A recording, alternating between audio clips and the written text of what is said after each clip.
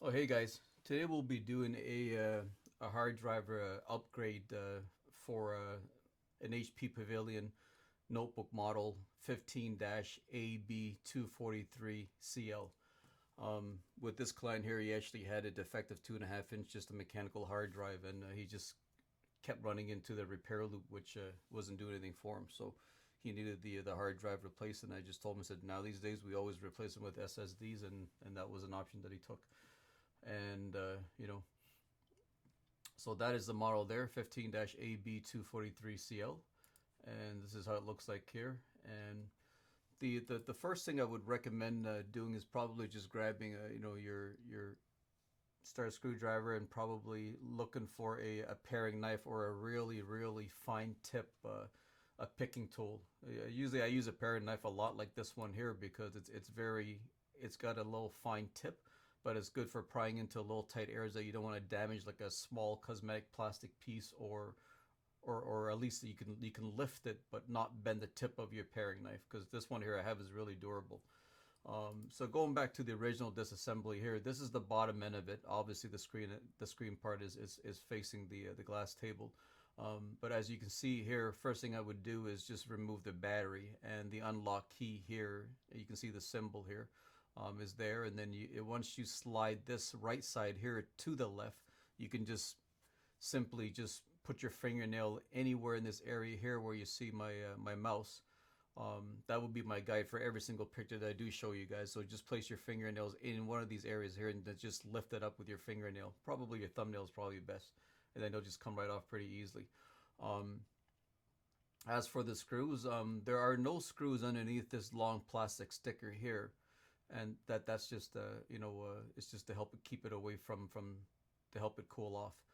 So there will be, once you've removed the optical drive here, this screw here, it's actually holding the optical drive in place. So once you remove this screw, this will slide out. And you can do that now, or you can do that anytime anyways, because once you remove this optical drive, there will also be another two more screws underneath it that you'll have to remove. And then there's one here, one there. As you can see, there's a bunch of them everywhere. And then there's also one in these hidden compartments here. As you can see here, there's just a thin piece of plastic that you would use a knife like this to lift it off. So there's one there and one there, so two screws there, one on the left, one on the right. You'll have to be removed too, and as you can see on the outside part there, you'll have to remove those also. But there will also be one screw that's hidden roughly. You see where my pointer is? There'll be one on each side of these plastic hinge covers, and there'll be another one there. So once you remove this screw and that screw, this is where you take your paring knife and you kind of just poke it right in the middle there and just lift it slightly, and then just pull the whole thing right back, and it'll just pop right out.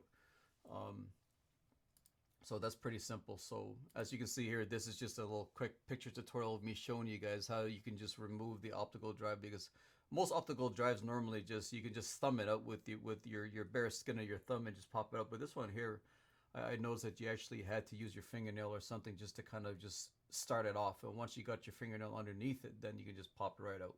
So as you can see here, I was using my thumbnail, which popped out really easily. And the next step I would recommend doing is just placing your screen flat down on your table that you're working on, and just point the top case upwards so that you can start prying.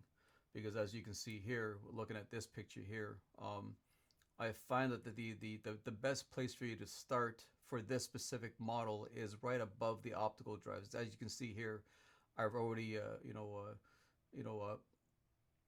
pulled out the optical drive, and since that is, it's a little bit flimsier, you can actually just put your pick tool in this area here, and then you can start it off, and then the rest is pretty easy. I mean, the fasteners and the clamps are really durable, so, which is good in this model. But I mean, if you want to not have to fight or have a hard time prying open, separating the keyboard top case from the bottom case of the this assembly, is just easier just to start off right at the top of the optical drive area once you've removed the optical drive. So as you can see here, it's very simple. And and once you have the whole area all pried open, this is where the other two screws I was talking about, once you remove the optical drive. So just remove these two screws, because that's what's actually holding the top case, the keyboard top case, to the rest of the bottom assembly that you have to disassemble. And this is just another picture of me showing you guys that, you know, with the, remember those two hidden screws there, that was underneath those plastic stickers there. So you just use a paring knife like what I did there, pop it out, it'll still look nice and clean, it won't get damaged. Some customers of mine, trust me, they're very anal with even small nicks and ticks about their laptops, so I try to use the best tools possible. And the paring knife is a really good tool when you're trying to remove like plastic round covers or stuff like this when you're doing screens assemblies or disassemblies to do you know, a memory and hard drive upgrades and stuff like that. And so, and this is going back to the part here. So once you, before you remove the bottom panel, you know, just take the paring knife and just poke it right underneath here. I actually thought there was a screw underneath this rubber part here, but there wasn't, because when I removed it, there was nothing. So, but once you actually put your paring knife or a mini flat screwdriver underneath here, it will easily just pop right out. And you just lift it up and do the same thing for the one on the right side. And this is actually how it will look like once you've removed that hinge cover. So as you can see here, there's a screw there, and there'll be one on the right side also once you remove that cover on the right hinge. And I think with this model here, I noticed, because I was trying to remove the bottom case once all of the screws and the hinge covers have been removed and these two screws here have been removed. I find that when I was trying to remove the actual cover and lift it up, you know, safely without, because you always got to make sure that there's no wires or anything's attached to this bottom cover, because trust me, there are a lot of laptop brands out there that will actually, depending if it has like RGB colors or other things, they might actually have 1 to 2 cables or more sometimes attached to this bottom case, and then if you tear that apart, you're in a world of deep problems, you know. So just make sure that there's no cables attached to it. But with this model here, I can assure you there's no cables that are attached to the actual bottom case, so you can remove it safely. But the one thing I do notice, if you want to lift it up carefully, just try it on the left or the back right side of where the hinges are.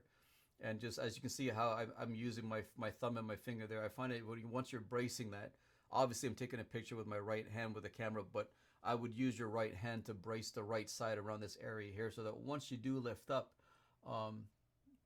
it's hard for me to show you carefully here.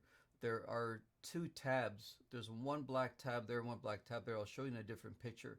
So once you have this whole thing lifted and separated from the actual motherboard or the bottom case, just slide this bottom cover here away from you or towards the glass table, that what you see here, you know, and it will slowly come out. It will come out safely.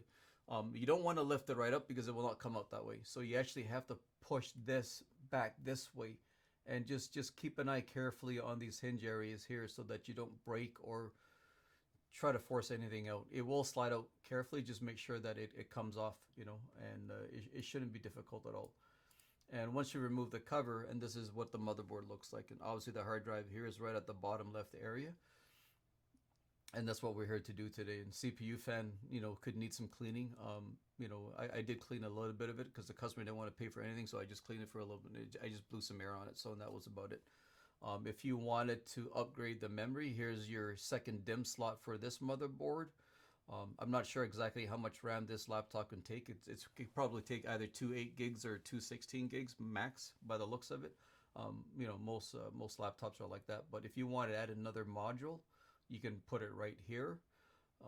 You know, and that would actually help things a little bit too. But I find that with SSD upgrades, most of my clients don't even add extra RAM, because once they upgrade their mechanical drive to an SSD, it makes a world of difference to begin with.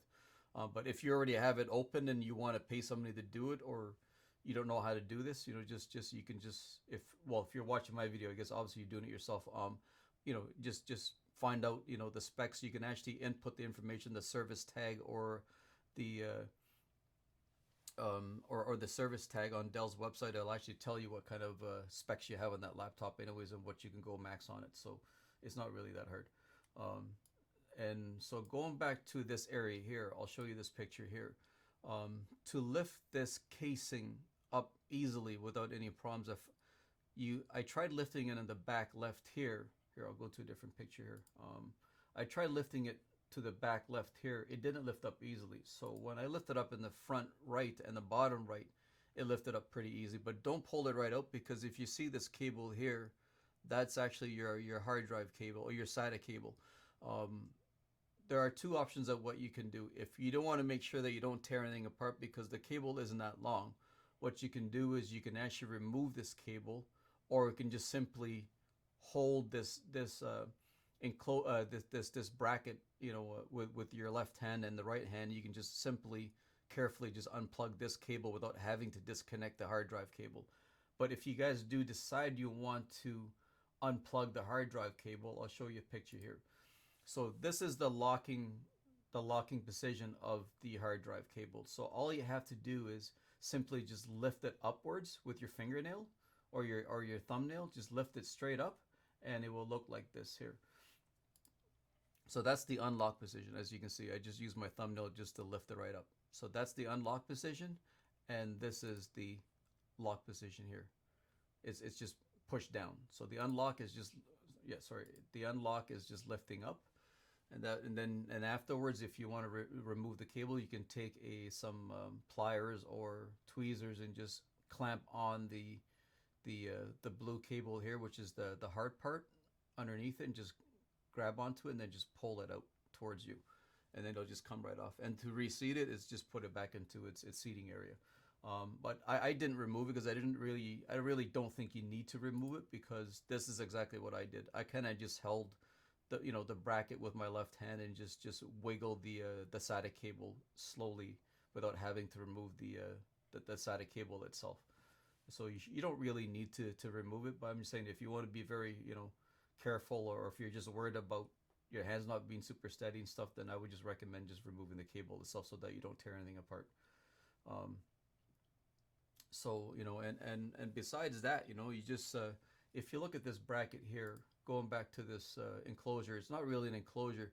This bracket here is actually two pieces. This one piece here comes off. It's not a full rectangular piece. This piece here comes off on its own. This bottom piece just pulls out on its own also. So the only thing that actually attaches itself to your new SSD is literally a peg here and a peg there that goes into the two holes on the sides of any 2.5-inch hard drive, SSD or 2.5-inch mechanical. So you literally just take this bracket off, slip it into your new SSD, take the bottom piece, slip it into your new SSD, and you just place your new SSD setup with the left and the right side in first, and then I find it was a lot better when you just put it in the same way as you took it out, and just seat this last so that it just sits in there nice and flush, and that's about it. So and this is the other thing too I wanted to make note. If you look carefully here, when I was putting in my case here, because I end up putting my hinge covers, which is this piece here, I am putting it on after I put in the cover. As you can see here, the cover is put back on. But if you want to align to make sure that your bottom cover is placed on or in nice and flush, because when I first had it put in, it was like literally 1 millimeter sticking out too much, so then I couldn't realign everything else properly.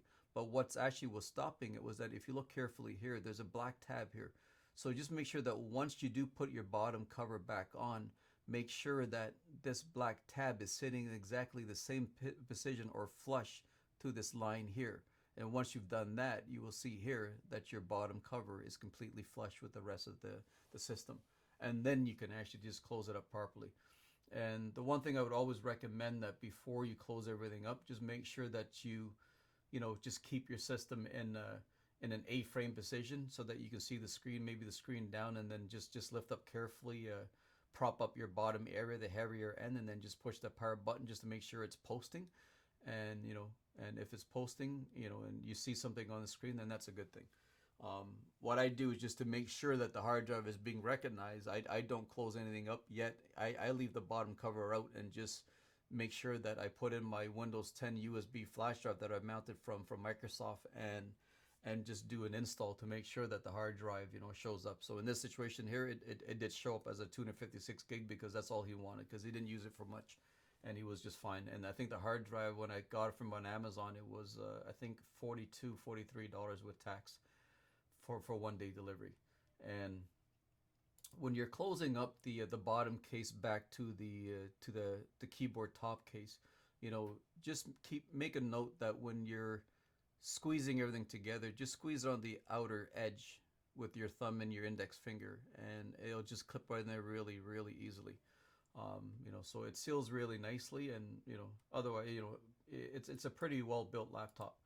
And then this is the last thing I wanted to make note, that when you're putting on those black plastic hinge covers here, you know, you see how you took them off. You just use the paring knife just to pop them in the middle. But to put them on, you got to make sure that you lay it out on the back side first, so that you're clicking it in from the back end. So lay the back end down first, and then everything will realign properly. And the best place to make sure that this hinge cover goes on properly, on the inside close to where you had put the screw, you just push down at this corner here. It's the same thing on the left side. It would be on the right, on the left hinge cover, but just push down in this corner here, and you will actually hear a click. And once it clicks, that means it's actually engaged with the clamp there, with the fasteners, and then you know that you have it on really good.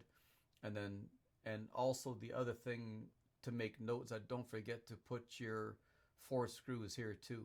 I totally forgot to make a mention of that. You actually, once you remove the battery, you will actually have 4 screws here that run across, and you got to remove those also. I totally forgot about that. Sorry, guys. But but as for everything else, everything is pretty good. And you know, if you guys have any questions, you know, or not sure about something, just put it down in the comments. And thanks for watching again. You have a good day, guys.